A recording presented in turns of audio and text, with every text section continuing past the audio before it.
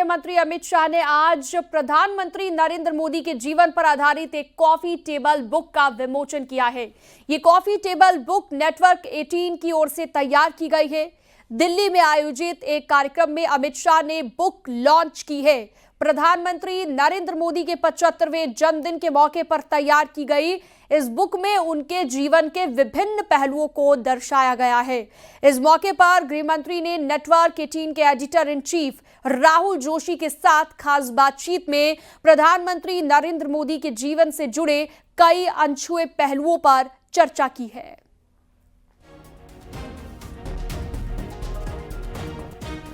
नमस्कार। प्रधानमंत्री नरेंद्र मोदी का 75वां जन्मदिवस है और इस मौके पर न्यूज़ 18 यानी नेटवर्क 18 ने एक किताब यानी कॉफ़ी टेबल बुक को बनाया है, जिसको हमारी क्रिएटिव और एडिटोरियल टीम ने बनाया है। और मेरे साथ हमारे editor in chief Rahul Joshi हैं, राहुल जोशी जी, और हमारे साथ देश के गृह मंत्री अमित शाह जी हैं और इस कॉफ़ी टेबल बुक का वो विमोचन करेंगे। राहुल जी।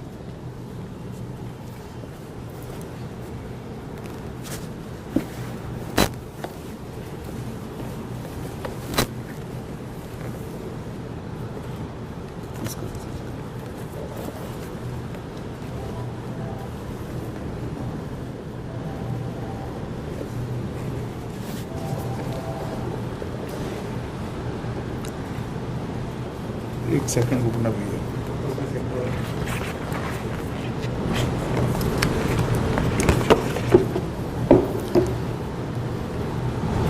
अमित जी, इसमें नरेंद्र मोदी जी के 75 माइलस्टोन्स हमने कैप्चर किए हैं। ये किताब जो है 5 भागों में हम लोगों ने बांटी है। उनकी शुरुआत की साधारण ज़िंदगी, उसके बाद उनका गुजरात में जो उन्होंने समय बिताया, उसके बाद विकसित भारत की सोच, फाइनली ग्लोबल लीडर की तरह उनकी जिस तरीके से उनका इमरजेंस हुई। और इसमें बहुत बड़े बड़े लोगों ने लिखा भी है उनके लिए, और काफ़ी पुरानी तस्वीरें और माइलस्टोन्स कैप्चर किए हैं। बरेली पुलिस ने बॉलीवुड एक्ट्रेस दिशा पाटनी के घर पर हुई फायरिंग की साजिश में शामिल 5 रेकी करने वाले अपराधी को शाही थाना क्षेत्र में मुठभेड़ के दौरान पकड़ लिया। आरोपी रामनिवास उर्फ दीपू मुठभेड़ में घायल हुआ। शातिर राजस्थान का रहने वाला है, मगर यूपी में छिपा हुआ था। यूपी पुलिस ने बदमाश को गिरफ्तार कर लिया है। तो राजस्थान का रहने वाला है आरोपी दीपू, और एक मौके से अन्य आरोपी अनिल भी पकड़ा गया है, जो कि सोनीपत का रहने वाला बताया गया। वहीं शातिर पर 25-25 हजार के इनाम थे। 4 जिंदा कारतूस, कब्जे से एक पिस्टल भी बरामद हुई है। यूपी पुलिस ने बदमाश को गिरफ्तार कर लिया है।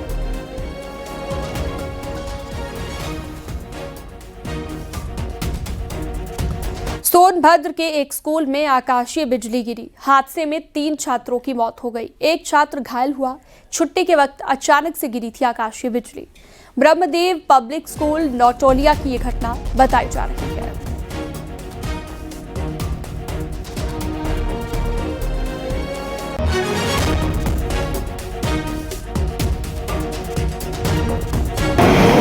जैसा कि हमारे पास अध्यापक द्वारा लाए गए 4 बच्चे आकस्मिक बिजली की चपेट में आने की वजह से 2 मरीज ऐसे हैं जो कि ब्रॉड डेड आए हैं, और 2 हैं अभी जो स्टेबल है। एक को हमने रेफ़र कर दिया है और एक का इलाज अभी यहाँ पर चल रहा है, जिसका इलाज चल रहा है उसका नाम है सोमवती, और एक रेफ़र हुआ है जिनका नाम है रेखा।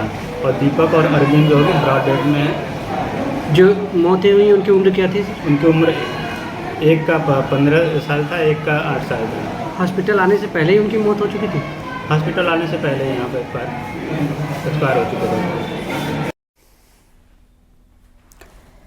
सोनभद्र के बभनी थाना क्षेत्र में एक ट्रैक्टर अनियंत्रित होकर पलट गया, जिससे ट्रैक्टर में भीषण आग लग गई। हादसे में चालक की जिंदा जलकर दर्दनाक मौत हो गई, जबकि 3 अन्य लोग घायल हो गए हैं। पुलिस ने शव को कब्जे में लेकर पोस्टमार्टम के लिए भेज दिया है।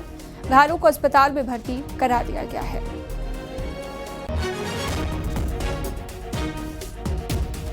भदोई में कार और बाइक की भीषण टक्कर हो गई। हादसे में बाइक में सवार 2 लोगों की दर्दनाक मौत हो गई। घटना में एक घायल युवक का इलाज जारी है। बाइक पर कुल 3 लोग सवार थे। पुलिस ने कार्रवाई करते हुए कार ड्राइवरों को हिरासत में ले लिया है।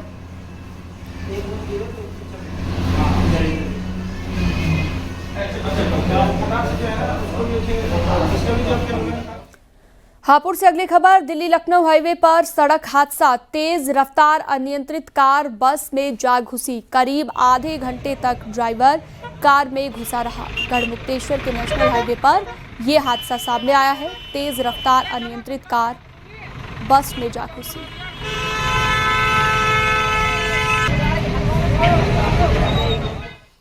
बागपत पुलिस ने साइबर ठगी करने वाले गिरोह का पर्दाफाश किया। थाना साइबर क्राइम पुलिस ने शातिर ठग को गिरफ्तार किया, जिसने डिजिटल अरेस्ट के जरिए लोगों से लाखों की ठगी की।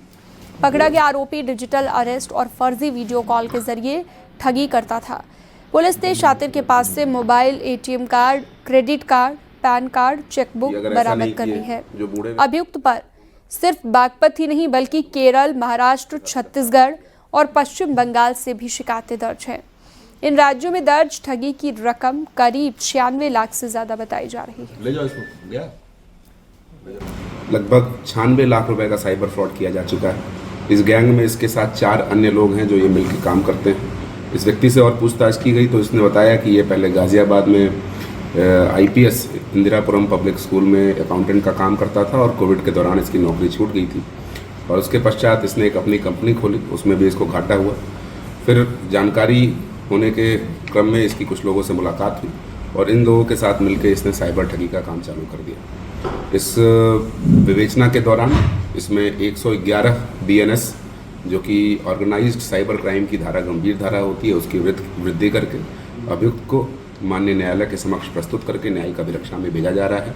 शेष अन्य अभियुक्त जो हैं उनकी गिरफ्तारी की भी कार्रवाई शीघ्र ही की जाएगी और जो ये टीम जिसने ये गुड वर्क किया है उसको मेरी तरफ से 15,000 रुपये का नकद रिवॉर्ड दिया जा रहा है। आगरा में पुलिस ने शातिर चोर गैंग का खुलासा किया है। शातिर ऑटो में बैठी सवारियों को निशाना बनाया करते थे और बड़े ही शातिर तरीके से सवारियों का सामान चोरी कर लेते थे। पुलिस ने 4 चोरों को गिरफ्तार कर लिया है। गैंग के ही सदस्य का ऑटो होता था जिसमें चोरी की वारदात को अंजाम दिया जाता था।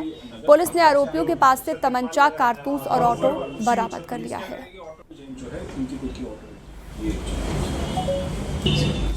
बढ़ते हैं आगे, अगली खबर सोनभद्र से, जहां पर अलग अलग थाना क्षेत्रों में हुई चोरी की घटना का रॉबर्ट्सगंज कोतवाली क्षेत्र की पुलिस ने खुलासा किया है। पुलिस ने कुल 6 शातिर चोरों को गिरफ्तार कर जेल भेज दिया। इनके कब्जे से चोरी की ज्वेलरी और कैश बरामद हुआ। पुलिस के मुताबिक शातिर फूल, गुब्बारा और खिलौने बेचने के नाम पर घरों की रेकी किया करते थे, फिर चोरी की घटना को अंजाम दिया करते थे।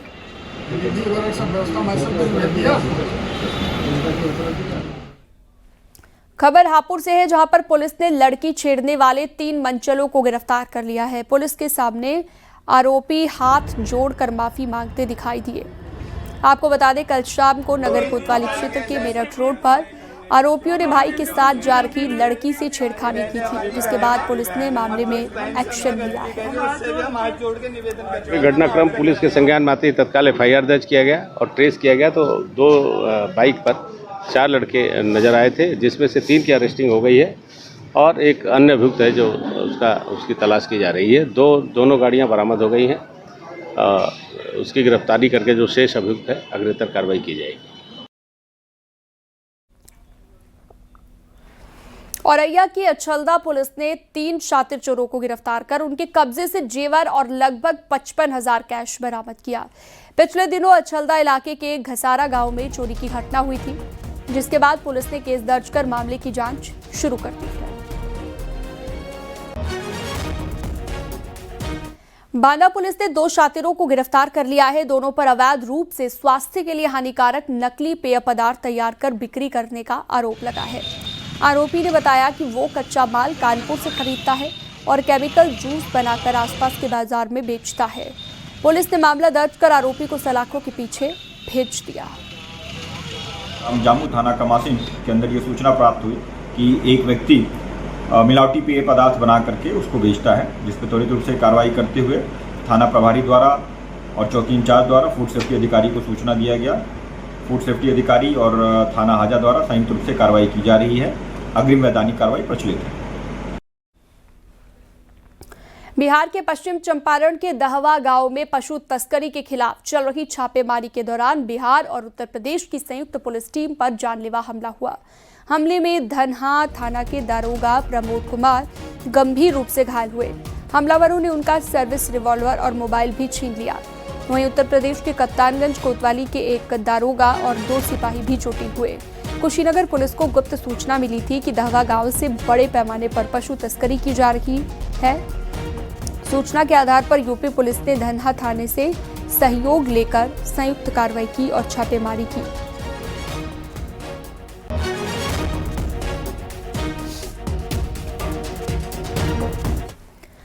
बढ़ते हैं आगे। कानपुर से अगली खबर। कल्याणपुर थाना पुलिस ने 6 महीने पहले रेलवे कर्मचारी की गुमशुदगी और हत्या का सनसनीखेज खुलासा किया। पुलिस ने मृतक की पत्नी के प्रेमी और उसके साथी को गिरफ्तार किया। आपको बता दें, मृतक की पत्नी ने 12 जून 2025 को थाने में मामला दर्ज कराया था। प्रेमी प्रसंग की वजह से आए दिन दोनों में झगड़ा होता था। पुलिस के मुताबिक 17 मार्च 2025 की शाम मृतक जब घर लौट रहे थे तभी रास्ते में राम सुभग तिवारी और उसके दोस्त ऋषभ शुक्ला ने उन्हें रोक लिया। उनके बेटे गांधी तिवारी ने अपने दोस्त ऋषभ शुक्ला के साथ मिल करके उनको रास्ते से हटाने की सोची और उन्होंने जो है उनको घर में ही मार दिया। मार करके एक 4 व्हीलर गाड़ी से लेकर के औरैया ले गए। शामली में एक युवक की चाकू से गोद कर हत्या की गई है। युवक का शव जंगल में पड़ा हुआ मिला है। युवक के शव के पास से पुलिस ने शराब की बोतलें, धारदार चाकू भी बरामद कर लिया है। पुलिस का अनुमान है कि उसी के दोस्तों ने युवक की हत्या की है। शराब पीने के बाद किसी विवाद को लेकर चाकू से गोद कर हत्या करने की आशंका जताई जा रही है। पुलिस आरोपियों की तलाश में जुट गई है। प्रथम दृष्टया ये मामला पूरा हमें लगता कि ये 2 दोस्तों के बीच का मामला है। एक बगल में एक ट्यूबवेल है, वहाँ पे लोग बैठ के बियर और शराब भी पिए हैं और संभवतः बाइक से लोग निकले हैं, चूँकि बाइक की टूटी ब्रेक और क्लच भी वहाँ पे मिली हुई है। चाकू बरामद हो गई है। अब हम लोग पहचान करने का प्रयास करें, जल्दी पहचान हो जाएगी इसकी, तो घटना वर्कआउट कर लेंगे। प्रयागराज के अहियापुर गांव में एक विवाहिता की हत्या हो गई। महिला के सिर पर गंभीर चोट के निशान थे, काफी खून बह रहा था। घटना रात को करीब 1 से 2 बजे के बीच की बताई जा रही है। फिलहाल पुलिस ने शव को कब्जे में लेकर पोस्टमार्टम के लिए भेज दिया। आगे की कार्रवाई में जुट गई है। हत्या के खुलासे के लिए टीमों का गठन किया गया है।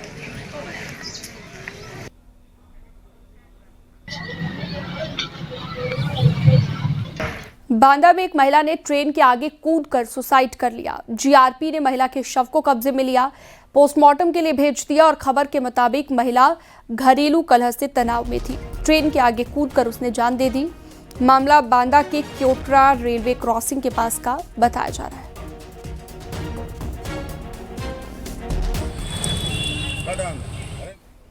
बढ़ते हैं आगे से, जहां पर बस स्टैंड से एक बस चोरी होने से हड़कंप मच गया। बस चोरी का आरोप हेल्पर पर लगा है। बताया जा रहा है कि ललितपुर से छतरपुर जाने वाली यात्री बस स्टैंड से गायब हो गई। बस मालिक ने आसपास पूछताछ की। बस में हेल्पर मौजूद था, लेकिन सुबह से वो भी गायब था, जिसके बाद हेल्पर पर बस चोरी करने का आरोप लगा है।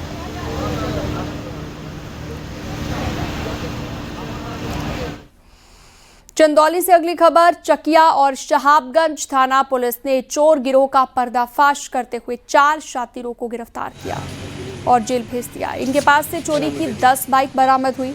पुलिस को ये कामयाबी मुखबिर की सूचना के बाद मिली। पुलिस के मुताबिक ये गिरोह के शातिर लोग राजस्थान और चंदौली के विभिन्न इलाकों से मोबाइल और मोटरसाइकिल चोरी कर बाजार में बेचने का काम करते थे।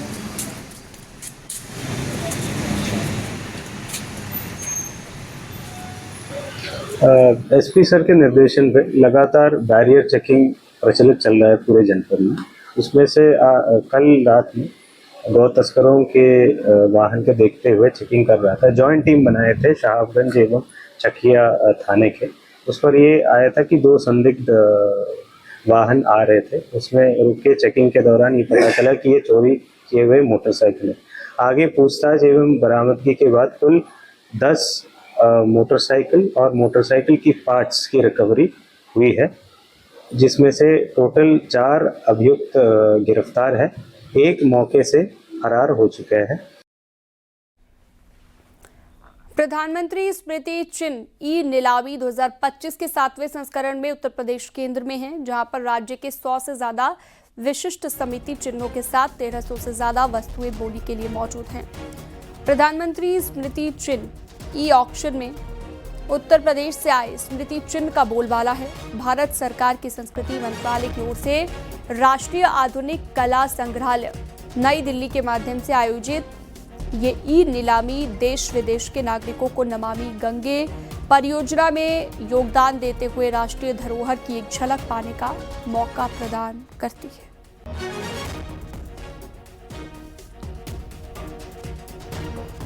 तो यूपी से आए स्मृति चिन्ह का बोलबाला है। संस्कृति मंत्रालय की ओर से नीलामी की गई है, जिसमें 7वें संस्करण के केंद्र में अब उत्तर प्रदेश नजर आ रहा है। ई नीलामी का ये 7वां संस्करण।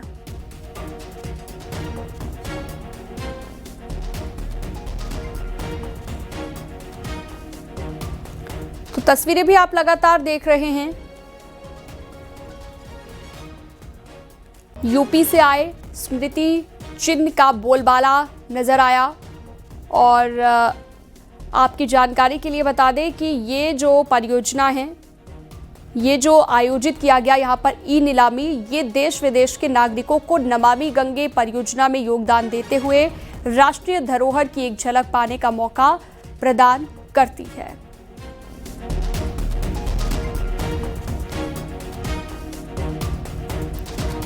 बढ़ते हैं आगे। कानून व्यवस्था को लेकर सीएम योगी की अहम बैठक। सीएम योगी आदित्यनाथ की वीडियो कॉन्फ्रेंसिंग के जरिए बैठक जारी है। खाद्य उपलब्धता, बाढ़ की स्थिति, IGRS की समीक्षा और इसके अलावा यूपी के सभी वरिष्ठ अधिकारी कॉन्फ्रेंसिंग में जुड़े। विभिन्न विभागों के अपर मुख्य सचिव और प्रमुख सचिव मौजूद रहे। तो मीटिंग इस वक्त जारी है। वीडियो कॉन्फ्रेंसिंग के जरिए प्रदेश भर के डीएम और कप्तान वीडियो कॉन्फ्रेंसिंग से जुड़े हुए हैं। सरकारी आवास 5 कालिदास मार्ग पर वीडियो कॉन्फ्रेंसिंग के जरिए ये मीटिंग हो रही है। प्रदेश के सभी ADG, IG और DIG इसमें जुड़े हुए हैं। बढ़ते हैं आगे। सीएम योगी गाजियाबाद के दीनदयाल ऑडिटोरियम में विकसित भारत विकसित उत्तर प्रदेश कार्यक्रम में शामिल हुए। सीएम योगी ने भारतवर्ष की स्वर्णाभा नरेंद्र मोदी बुक का विमोचन किया।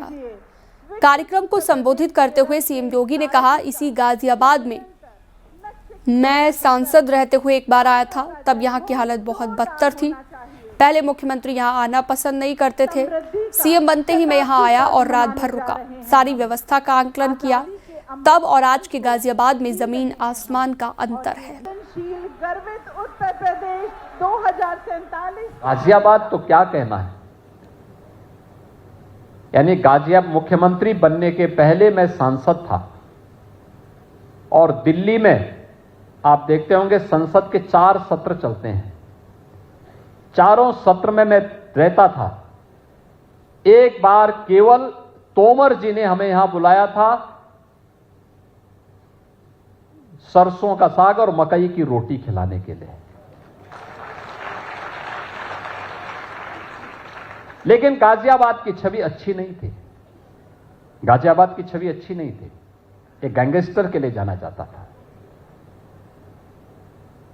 यहां पे फिल्म बन चुकी थी यहां के गैंगस्टर के कृत्यों से।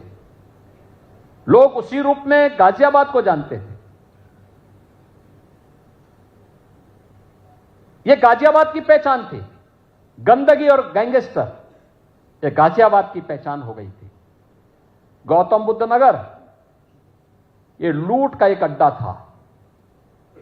बेईमानी का एक नया जरिया बना दिया गया था और कह दिया गया मुख्यमंत्री वहां जाएंगे दोबारा नहीं बन सकते मुख्यमंत्री।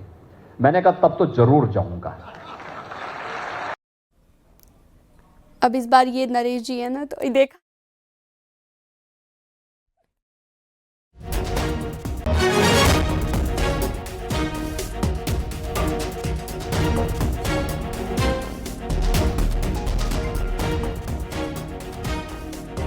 ब्लॉक प्रमुख